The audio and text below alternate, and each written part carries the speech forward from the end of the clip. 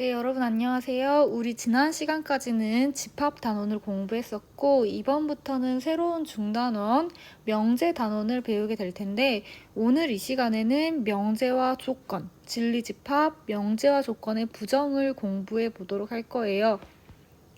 자, 먼저 교과서 193페이지 명제입니다. 명제란 뭐를 명확하게 판별할 수 있는 문장이나 식. 자, 뭐를 명확하게 판정하냐면요. 참, 거짓을 명확하게 판정할 수 있는 문장이나 식을 명제라고 합니다. 자, 근데 여기에서 명확하게 판별한다라는 것은 주관적인 기준이 아닌 객관적인 기준에 의한 판별을 의미해요. 그러니까 내가 봤을 때 참인 거, 거짓인 거 이게 아니고요. 항상, 언제나, 어느 때나 누가 보더라도 참, 거짓이 똑같이 명확한 거. 이거를 명제라고 합니다. 그래서 문제를 통해서 한번 제대로 공부를 해보도록 할게요. 자, 문제 1번입니다. 다음 중에서 명제를 모두 찾고 명제인 것은 참, 거짓을 판별하라고 했어요. 자, 먼저 첫 번째로 파이는 유리수이다 라는 문장이 나와 있는데 파이가 유리수인지 무리수인지는 우리의 수학적인 약속, 객관적인 기준이 존재하죠. 그래서 언제 어느 때나 명확하게 참거짓 판별이 가능하기 때문에 얘는 명제가 맞아요. 그러면 명제이기 때문에 참인지 거짓인지 판별을 해볼 거예요. 자, 파이는 무리수죠. 무리수이기 때문에 유리수라고 해놓은 이 보기는 거짓인 명제가 됩니다. 자, 그 다음에 2번 볼게요. 한강은 긴 강이다 라는 문장이 있는데 길다 짧다라는 건 개인의 주관적인 의견인 거지 객관적인 판단 기준은 아니거든요. 따라서 참 거짓을 명확하게 판별할 수 있는 문장이 아니기 때문에 2번은 명제가 아니죠. 명제가 아닐 때에는 우리가 참 거짓을 판별한다는 게 의미가 없어서 참 거짓 판별은 하지 않습니다. 할 수가 없습니다. 자, 그 다음에 3번으로 넘어갈게요. 2 더하기 3이 5이다 라는 식이 있는데 이 식은 누가 봐도 참거짓을 판별할 수가 있죠. 누가 보든지 간에 똑같은 결과를 가져올 수 있죠. 그렇기 때문에 3번은 명제다라고 할 수 있고요. 명제이기 때문에 참거짓 판별을 해야 돼요.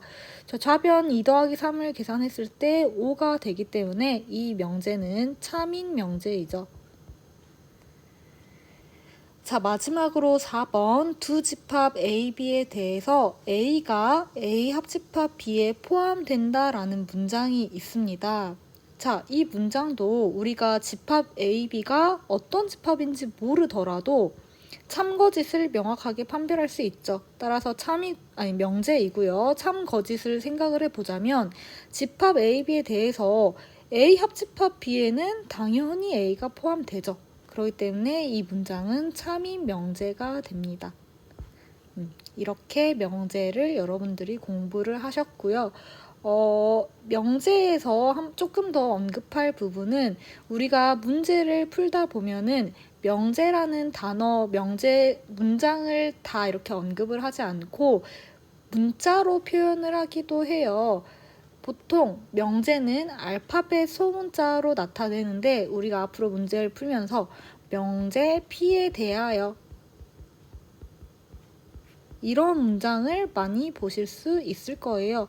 여기에서 P라는 거는 어떤 문장이나 명제를 문자로 이렇게 나타낸 거다. 하나의 기호다. 이렇게 생각을 해주시면 될 것 같습니다. 자, 그 다음에 조건과 진리집합 볼게요. 교과서 194페이지입니다. 자, 먼저 조건입니다. 미지수를 포함한 식이나 문장에서 미지수의 값에 의해 참, 거짓이 결정되는 문장이나 식이에요. 명제의 개념과 구분해서 알아주셔야 돼요. 명제는 언제 어느 때나 참거짓을 명확하게 판별할 수 있는 문장이나 식이에요. 그런데 조건은 미지수를 포함한 식이나 문장에서 이게 항상 참이거나 항상 거짓인 게 아니고 미지수의 값에 의해서 참, 거짓이 결정된대요. 그러한 문장이나 식을 조건이라고 합니다. 즉, 조건은 항상 참인 것도 아니고 항상 거짓인 것도 아니고 미지수의 값에 의해서 결정되기 때문에 명제는 아니다라는 거를 알아주셔야 돼요. 조건과 명제는 구분해서 알아주셔야 됩니다. 예를 들어서 이런 문장이죠. x는 10의 약수이다. x라는 미지수를 포함하고 있는 문장이에요. 근데 이 문장이 항상 참인 게 아니죠. 그렇다고 해서 항상 거짓인 것도 아니고 x가 1이면 1은 10의 약수이니까 참이야. 근데 x가 3이면 3은 10의 약수가 아니기 때문에 거짓이야. 이런 식으로 x의 값에 의해서 참거짓이 결정되기 때문에 이 문장은 명제가 아니라 조건이에요. 근데 여기서 여러분들이 가끔 가지게 되는 오개념이 그러면 미지수를 포함하고 있는 문장은 항상 조건이구나, 명제가 아니구나 라고 생각을 할 수가 있는데 이런 문장을 한번 생각해 보실래요? 실수 x에 대해서 x제곱은 0 이상이다.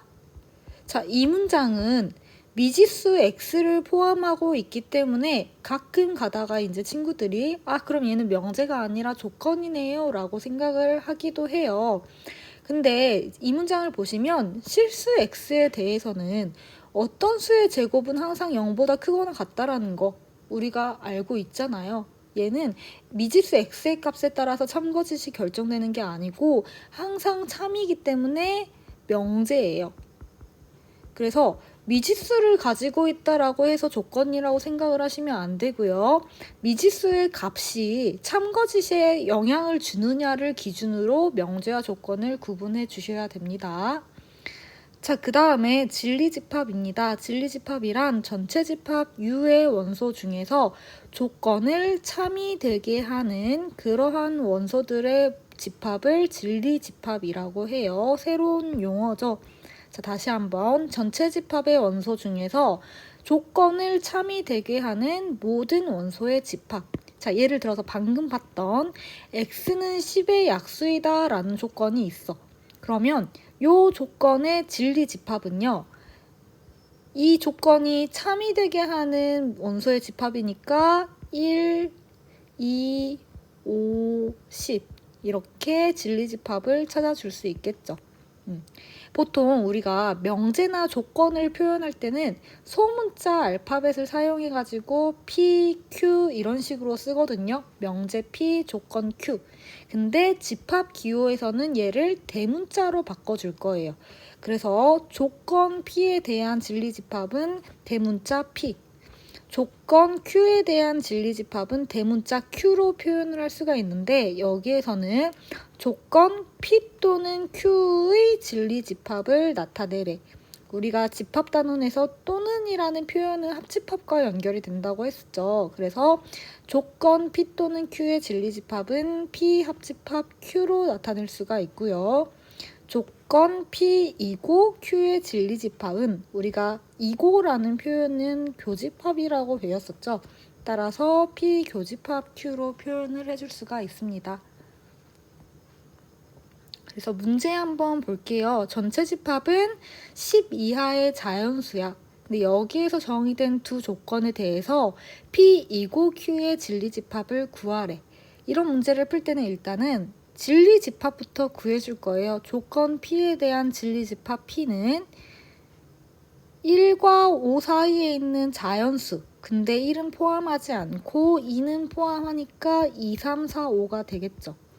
그리고 조건 Q에 대한 진리집합은 3부터 8까지의 자연수 중에서 3은 포함하고 8은 포함하지 않으니까 이렇게 써줄 수 있겠죠. 그러면 P이고 Q의 진리집합은 이고로 연결이 되어 있기 때문에 P 교집합 Q로 나타낼 수 있고요. 진리집합 PQ의 교집합의 원소를 찾아보면은 3, 4, 5 세 가지 원소가 있죠. 이렇게 찾아주시면 됩니다. 자, 다음으로 명제와 조건의 부정 볼게요. 교과서 194페이지입니다. 자, 부정이라는 단어가 나왔어요. 부정이라는 단어는 원래의 문장을 이렇게 부정해준다. 라는 뜻이죠. 명제 P의 부정이라는 건 명제 P에 대해서 P가 아니다 라는 부정어를 써주는 거예요. 근데 이렇게 P가 아니다 라는 거를 기호로 표현을 해주면 이렇게 표현을 해주시면 돼요. 그냥 명제 P라는 거는 우리가 P 이렇게 표현을 했는데 아니다 라고 부정을 하게 되면 물결 표시를 앞에다가 해주시면 됩니다. 자, 근데 명제 P가 참이면 P의 부정은 거짓이 될 거고요. 명제 P가 거짓이면 P의 부정은 참이 될 거라는 거를 알아주셔야 돼요. 자연스럽게 생각을 해보면 1은 자연수이다 라는 명제가 있었어. 명제 P가 있었어. 자, 근데 이 명제를 부정을 해주면 1은 자연수가 아니다. 명제 P가 아니다. 요게 P의 부정이 되는데 명제 P는 참이잖아요. 그렇기 때문에 P의 부정은 자연수가 이다? 아니다죠. 자, 자연수가 아니다는 거짓이 되죠. 반대로 명제 P가 만약에 거짓이면 예를 들어서 2는 홀수이다 라는 명제를 생각할게요. 자, 명제 P 거짓이죠. 근데 P의 부정은 2는 홀수가 아니다.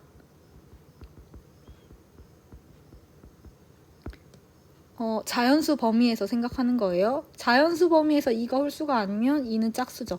그렇기 때문에 P의 부정은 참이 되죠. 이런 식으로 생각할 수 있습니다. 다시 한번 정리하면 명제 P가 참이면 P의 부정은 거짓이고 명제 P가 거짓이면 P의 부정은 참이다 라고 생각을 해주시고요. 읽을 때 P의 부정이라고 읽어주셔도 되지만 not P라고 읽어주셔도 돼요. 나는 종종 그렇게 읽을 거야. 자, 그래서 우리가 P의 부정에 대한 명제와 조건의 부정에 대한 몇 가지 성질을 조금 보시자면요. 첫 번째로 P를 부정했어. 근데 다시 부정했어. 그럼 뭐가 될까요? 예를 들어서 원래의 명제 P는 1은 자연수이다였어. 근데 얘를 한번 부정했어. 그러면 1은 자연수가 아니다가 되죠. 근데 여기에서 얘를 한 번 더 부정하래. 자연수가 아니다를 다시 한번 부정을 하래요. 그러면 1은 자연수가 아닌 게 아니다. 1은 자연수이다가 되죠. 따라서 원래의 명제를 부정하고 또다시 부정하는 이렇게 2번 부정을 해주면 다시 원래의 명제 또는 원래의 조건이 됩니다. 자, 그 다음에 P 또는 Q를 부정을 해줄 거예요. P 또는 Q이다. 이걸 부정해주면 P이고 Q로 바뀌게 되고요. 이 부분은 잘 기억을 해주셔야 돼요. 또는은 이고로 바뀝니다. 그 다음에 P이고 Q를 부정해주면 P 또는 Q가 되어요. 이렇게 이고를 부정하면 또는이 되는구나. 얘도 기억을 해주셔야 되고요. 모든 x에 대하여 p라는 조건을 부정을 해주면 어떤 x에 대하여 p가 아니고 이렇게 모든과 p가 섞여 있죠. 이럴 때는 모든은 어떤으로 부정을 해주셔야 되고요. 조건절 p는 not p로 부정을 해주셔야 되죠. 그 다음에 어떤 x에 대하여 p를 부정하면 어떤은 다시 모든으로 부정을 해주시고요. 모든 x에 대하여 나머지 조건절 p도 부정을 해줘야 되겠지. not p 이렇게. 그리고 여기에 쌤이 안 썼지만 또 한 가지 추가를 하자면 부등식에서 이렇게 작다를 부정을 해주면 크거나 같다가 되고요. 방향이 바뀌면서 등호가 생겨요. 크다를 부정해주면 작거나 같다가 되고요. 그 다음에 작거나 같다를 부정해주면 크다가 되고요. 마지막으로 크거나 같다를 부정해주면 작다가 돼요. 이런 것들도 기억을 해주셔야 돼요. 자, 교과서 문제 좀 볼게요. 194페이지의 문제 2번입니다. 다음 명제의 부정을 말하고 그것의 참 거짓을 판별하래. 자, 이다를 아니다로 바꿔주는 게 부정이라고 했어요. 그러면 7은 소스이다를 바꿔주면, 부정을 해주면 7은 소스가 아니다.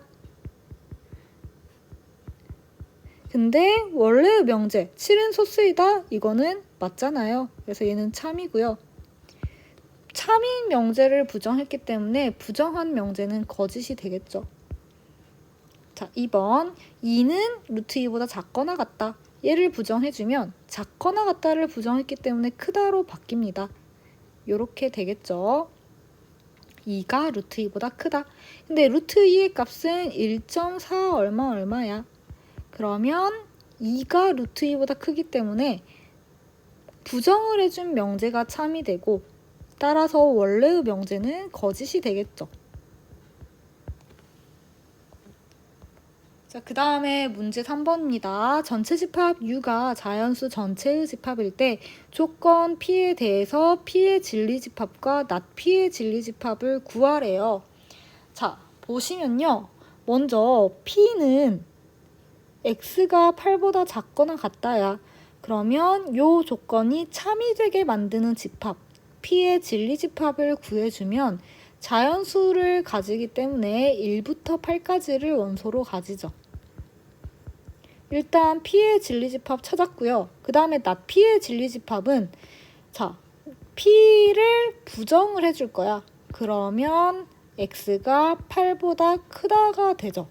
그러면 not P에 대한 진리집합은 8보다 큰 모든 자연수니까 그냥 조건제시법으로 제시를 할게요.